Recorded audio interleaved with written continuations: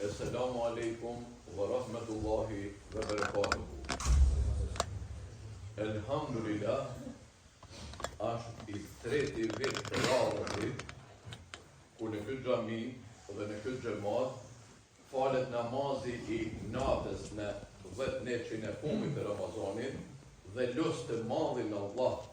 Inshallah, i madhi Allah të gjithë ata që janë bën shkaktar të kësaj mirësie, duke filluar me këshillin e kësaj xhamie, me imamin e kësaj xhamie, me xhamatin që na ka hapur dyert e kësaj xhamie, gjithë inshallah Allahu xhaleshanuhu i shpërblen me të mirat e tija të panumërta.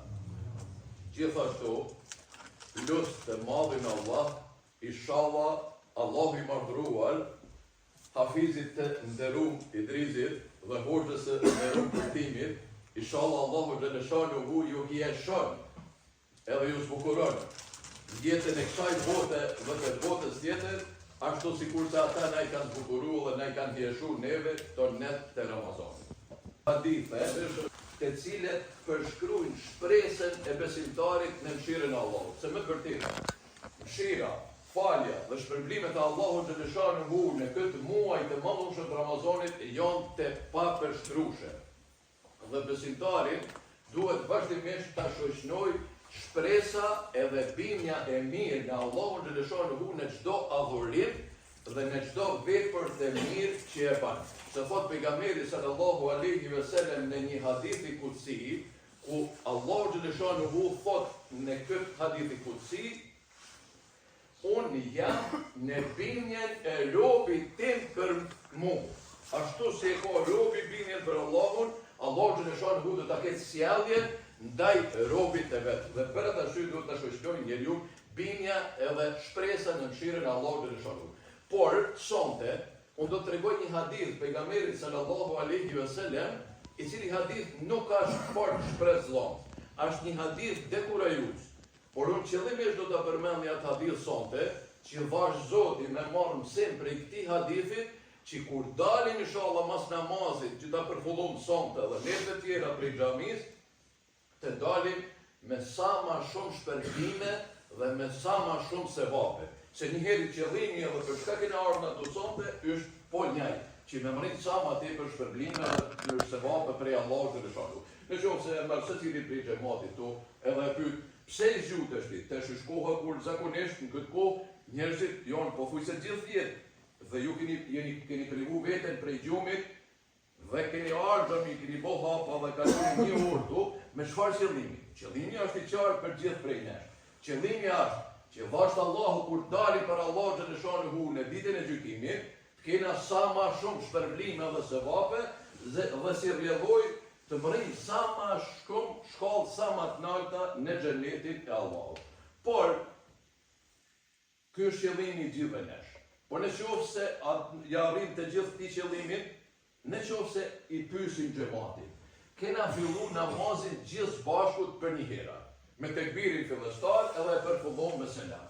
Po kur nis në drejtim shtëpive tona, a do dalim prej ti namazit sonte dhe netëve tjera me të njëjta shpërblime? Zakonisht përgjigjja logjike kishte qenë se po, pse u kena fillu me u fal për herë, jena fal në saf bashk, edhe kur dalim supozohet që me pas njëjta shpërblime. Por në realitet çështja nuk ka ashtu. Dhe hadithi që do të tregoj është ky. Pejgamberi sallallahu alaihi wasallam na përshkruan se shpërblimet që do t'i marrin gjatë namazit nuk janë të njëjta për gjithë. Fati i dërguari i Allahut, disa prej xhamatit do të marrin gjysmën e shpërblimit prej namazit që kanë bërë. Disa tjerë do të marrin një tretë, një të katërën, një të pestën, një të gjashtën, një të shtatën, një pjesë tjetër e xhamatit do të marrin një të tetën, një pjesë tjetër do të marrin një të nëntën, një pjesë tjetër e xhamatit do të marrin një të dhjetën e shpërblimit të Allahut. Nuk do ta vazhdoj hadithin më tepër për arsye se është dekurajues. Deri këtu do të ndalim. Do të thotë del prej namazit, ke hyrë namaz zbashkut me njerëzit që janë me xhamatin që i pranishëm këtu, fillon namazin për herë, e përfundon për herë. Të Allahu xhaleshanuhu kur nisën drejt shtëpisë nuk ketë njëjtë shpërblim.